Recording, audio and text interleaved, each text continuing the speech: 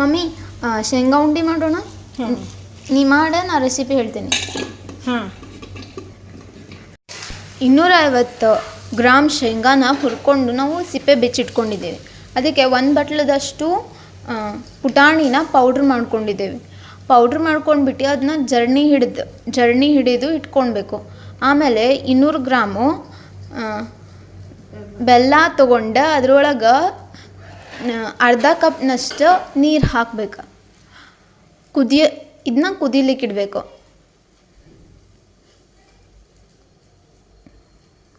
5 minutes ಆಗಿಂದ ಅದರೊಳಗೆ ಈ ಥರ ಪಾಕ ಕುದಿಯುತ್ತದೆ. ಆನಂತರ ಇದರಲ್ಲಿ 10 ಮಿನಿಟ್ಸ್ ಆಗಿಂದ ಪಾಕ ಬರೋಕ್ಕೆ ಸ್ಟಾರ್ಟ್ ಆಗ್ತೈತಿ. ಒಂದೇಳೆ ಪಾಕ ಅಷ್ಟು ತೊಗೊಂಡ್ರೆ ಸಾಕು.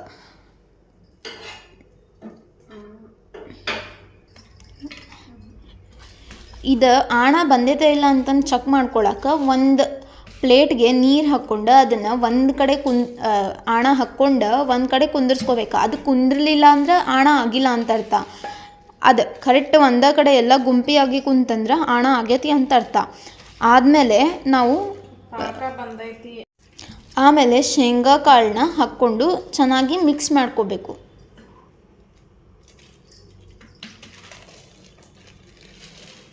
ಈಗ ನಾವು ಪೌಡ್ರ್ ಮಾಡ್ಕೊಂಡಿರುವಂತಹ ಪುಟಾಣಿ ಹಿಟ್ಟನ್ನು ಅದರೊಳಗೆ ಹಾಕ್ತಾ ಮಿಕ್ಸ್ ಮಾಡ್ಕೋಬೇಕು.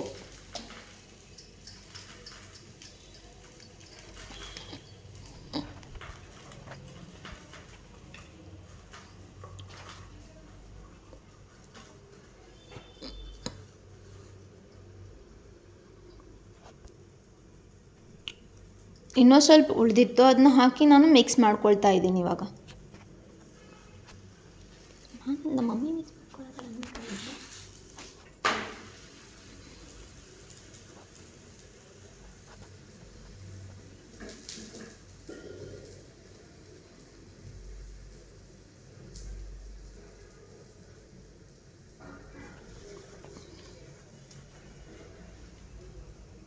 ಈ ಥರ ಕನ್ಸಿಸ್ಟೆನ್ಸಿಗೆ ಬಂದಮೇಲೆ ನಾವು ಗ್ಯಾಸ್ ಆಫ್ ಮಾಡಿ ಅದನ್ನ 5 ಮಿನಿಟ್ಸ್ ಹಾಗೆ ಬಿಡಬೇಕು. ಅದು ಬಿಸಿಯಾಗಿರೋದು ಆರೋಗೋ ಮಟ್ಟ ಹಾಗೆ ಇಟ್ಕೊಬೇಕು. ಆರು ಹೋದ್ಮೇಲೆ ಕೈಗೆ ನೀರು ಹಚ್ಕೊಂಡು ಉಂಡೆ ಮಾಡಬೇಕು. ಮಮ್ಮಿ ಮಾಡ್ತಿದ್ದಾರಲ್ಲ ಆ ಥರ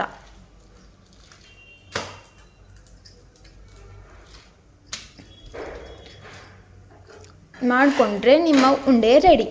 ಇನ್ನೂ ಒಂದೆರಡು ತೋರಿಸ್ತೀವಿ.